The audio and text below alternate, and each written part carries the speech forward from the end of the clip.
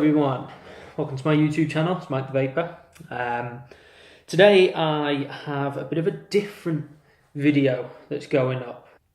It's going to be a bit of a staggered, weird sort of video, so if there's a change of clothes midway, it's actually being filmed over a couple of days. So I was kindly sent some wire by Crazy Wire Co, the vape mesh company, the vape coil wire, whatever you want to call them, company. They've got a couple of different names. They said, do you want to try out this new stainless steel wire that we've got, which is super thin? So I said, yeah, why not? Let's give it a go. I'm a fairly competent builder, so I thought, let's give it a whirl and see how we get on, because I like my thinner builds these days. I like the complex ones, but the thin ones, so that it doesn't need as much power to get them going and whatnot. So anyway, lo and behold, a couple of days later, these get delivered. We have 0.04 and 0.03 millimeter stainless steel 316. There we go. It's gone into focus now. So 2 100 meter spools, and this stuff is ridiculously thin.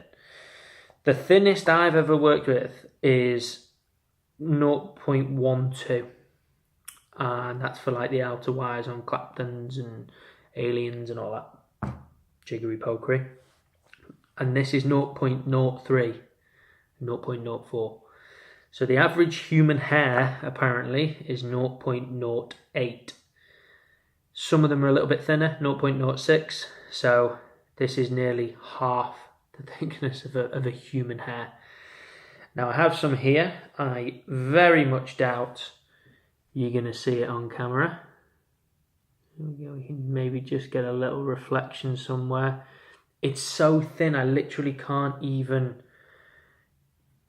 show you it. You're just going to have to believe it's in my hand there. So I'm going to pull it and see if we can get... Oh, it's snapped. So there we go.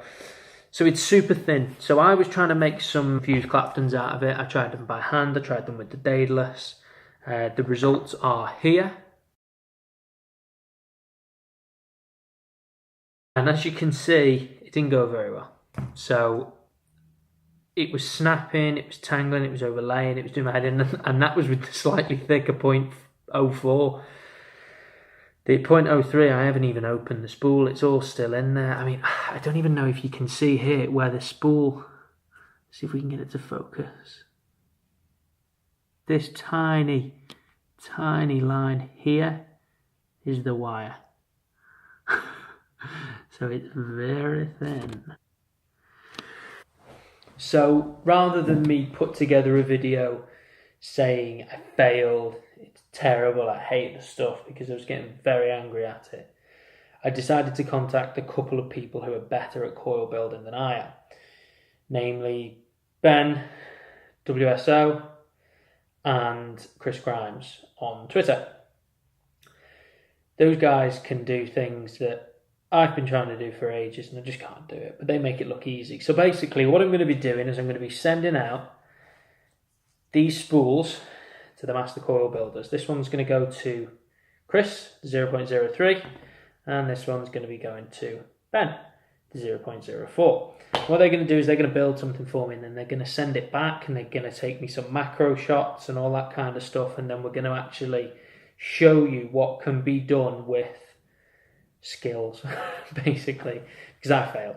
I'm going to cut the video here, and then I'm going to come back, probably in a different set of clothes, and show you what they've come up with, and link you to their pages, etc., so that you can see their builds and their coils and all that kind of stuff on Instagram, Twitter, so on and so forth. So for the time being, it's a fail from me.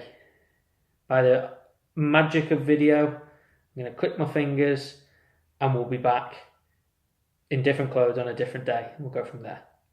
And here I am back, as if by magic, wearing a different t-shirt.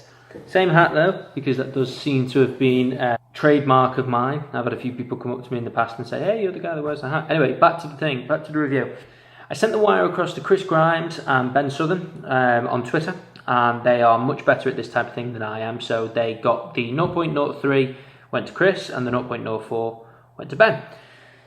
They had a little play around and they came up with some unbelievable coils. So these are way outside of my remit of skills. So they've put together something that I could never have done. So I'm glad that I sent this across to them for them to work with. Now both of them said that they had real good fun making it. They were struggling to find a build that they actually wanted to do with it because they were so the wire was so different to anything they'd ever used before, and that it was really thin, and they were like, I don't even know what to make out of it. But they both had fun, they both enjoyed it, and they both said that it was good fun to work with, but it was just a bit monotonous, and it took a very, very long time to wrap because it was so thin, which I completely understand, because if you've used thin gauge before, wrapping any sort of Clapton just takes forever. Big fat wire, couple of wraps around on a Clapton, job's good. So I'm going to put some pictures up now. These coils, framed staple Claptons with the 48 gauge 0.03 outer wire, and I'm going to put some pictures up on the screen now. So this is what Chris created.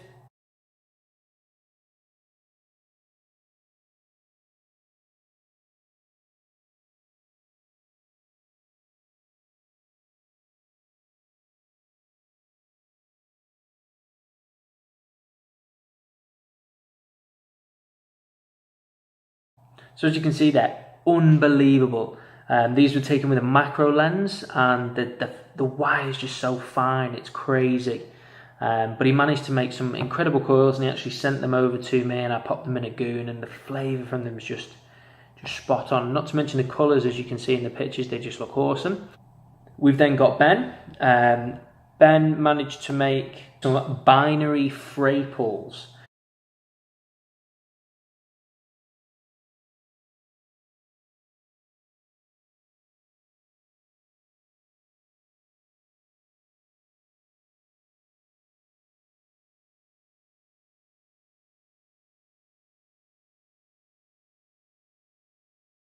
And as you can see, it's got that cool wave through the middle of it. The pictures really don't do them justice when you see how fine these wires are. They're just insane. So all in all, my review of this wire is, it is a very, very niche market. It's very, very difficult to work with unless you're an absolute expert like these two guys are, and they managed to make something incredible out of them that I could never make. But do not expect to be able to just wrap a fuse Clapton with this, because this was my attempt.